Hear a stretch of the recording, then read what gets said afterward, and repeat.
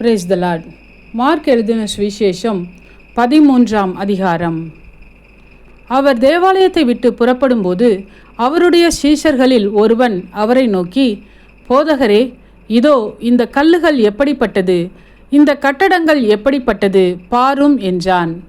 இயேசு அவனுக்கு பிரதியுத்தரமாக, இந்த பெரிய கட்டடங்களை காண்கிறாயே, ஒரு கல்லின் மேல் ஒரு கல் இராதபடிக்கு எல்லாம் இடிக்கப்பட்டு போகும் என்றார். பின்பு அவர் தேவாலயத்துக்கு எதிராக ஒலிவ மலையின் மேல் உட்கார்ந்திருக்கையில் பேதுருவும் யாக்கோபும் யோவானும் அந்திரேயாவும் அவரிடத்தில் தனித்து வந்து, இவைகள் எப்பொழுது சம்பவிக்கும்? இவைகளெல்லாம் நிறைவேறும் காலத்துக்கு அடையாளம் என்ன? எங்களுக்கு சொல்ல வேண்டும் என்றார்கள். இயேசு அவர்களுக்கு பிரதியுத்தரமாக, ஒருவனும் உங்களை வஞ்சியாதபடிக்கு எச்சரிக்கையாயிருங்கள். ஏனெனில் அநேகர் வந்து என் நாமத்தை கொண்டு நானே கிறிஸ்து என்று சொல்லி அநேகரை வஞ்சிப்பார்கள். யுத்தங்களின் செய்திகளையும் கேள்விப்படும்போது கலங்காதேயுங்கள். இவைகள் சம்பவிக்க வேண்டியதே, ஆனாலும் முடிவு உடனே வராது. ஜனத்துக்கு விரோதமாய் ஜனமும் ராஜ்யத்துக்கு விரோதமாய் ராஜ்யமும் எழும்பும்.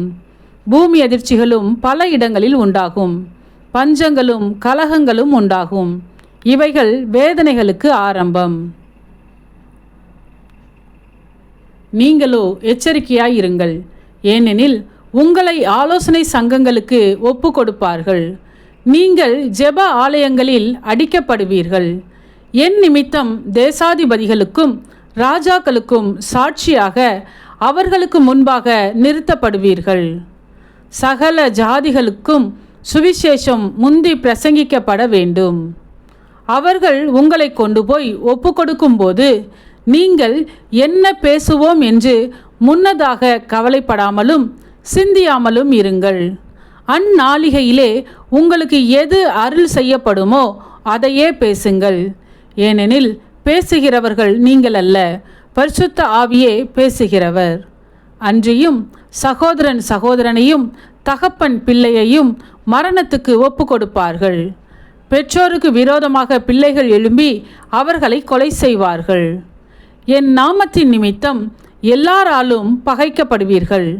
முடிவு பரியந்தம் நிலை நிற்பவனே ரட்சிக்கப்படுவான்.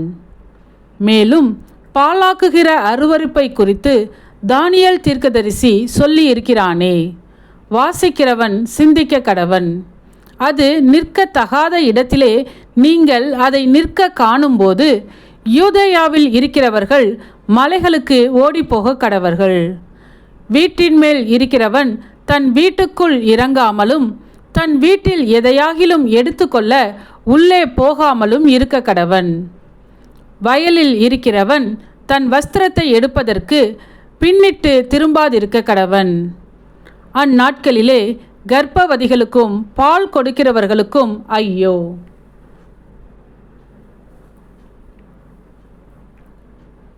நீங்கள் ஓடிப்போவது மாரிக்காலத்திலே சம்பவியாதபடிக்கு வேண்டிக் கொள்ளுங்கள்.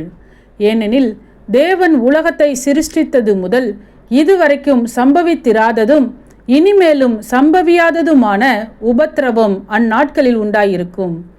கர்த்தர் அந்நாட்களை குறைத்திராவிட்டால் ஒருவனாகிலும் தப்பிப்போவதில்லை. தாம் தெரிந்து கொண்டவர்களின் நிமித்தமோ அவர் அந்த நாட்களை குறைத்திருக்கிறார். அப்பொழுது இதோ கிறிஸ்து இங்கே இருக்கிறார், அதோ அங்கே இருக்கிறார் என்று எவனாகிலும் சொன்னால் நம்பாதேயுங்கள். ஏனெனில் கள்ள கிறிஸ்துக்களும் கள்ள தீர்க்கதரிசிகளும் எழும்பி கூடுமானால் தெரிந்து கொள்ளப்பட்டவர்களையும் வஞ்சிக்கத்தக்கதாக அடையாளங்களையும் அற்புதங்களையும் செய்வார்கள். நீங்களோ எச்சரிக்கையாயிருங்கள். இதோ எல்லாவற்றையும் முன்னதாக உங்களுக்கு அறிவித்திருக்கிறேன். அந்நாட்களிலே அந்த உபத்திரவத்திற்கு பின்பு சூரியன் அந்தகாரப்படும், சந்திரன் ஒளியை கொடாதிருக்கும், வானத்தின் நட்சத்திரங்கள் விழும், வானங்களில் உள்ள சத்துவங்களும் அசைக்கப்படும். அப்பொழுது மனுஷகுமாரன் மிகுந்த வல்லமையோடும் மகிமையோடும் மேகங்களின் மேல் வருகிறதை காண்பார்கள். அப்பொழுது அவர் தம்முடைய தூதரை அனுப்பி தாம் தெரிந்து கொண்டவர்களை பூமியின் கடைமுனை முதற்கொண்டு வானத்தின் கடைமுனை மட்டுமுள்ள 4 திசைகளிலுமிருந்து கூட்டி சேர்ப்பார். அத்தி மரத்தினால் ஒரு உவமையை கற்றுக்கொள்ளுங்கள். அதிலே இளங்கிளை தோன்றி துளிர் விடும்போது வசந்த காலம் சமீபமாயிற்று என்று அறிவீர்கள்.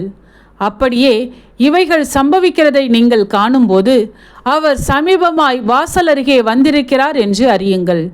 இவைகளெல்லாம் சம்பவிக்கும் முன்னே இந்த சந்ததி ஒழிந்து போகாதென்று மெய்யாகவே உங்களுக்கு சொல்லுகிறேன்.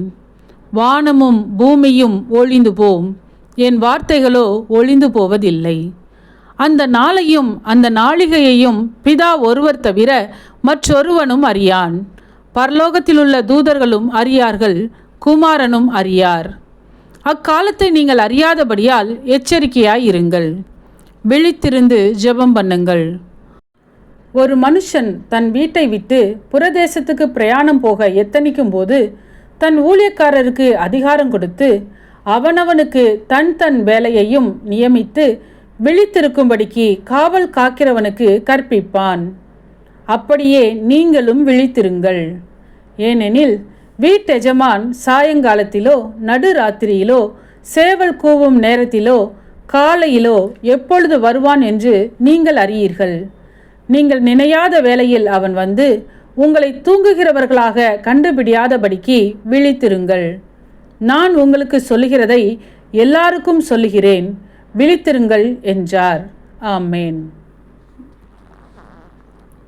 சத்தியத்தையும் அறிவீர்கள், சத்தியம் உங்களை விடுதலையாக்கும். இந்த வசனத்தின்படி அநேகர் சத்தியத்தை அறிந்து விடுதலையாக்கப்பட இந்த சேனலை லைக், ஷேர் அண்ட் சப்ஸ்கிரைப் செய்யுங்கள். கர்த்தருடைய கண்கள் நீதிமான்கள் மேல் நோக்கமாயிருக்கிறது.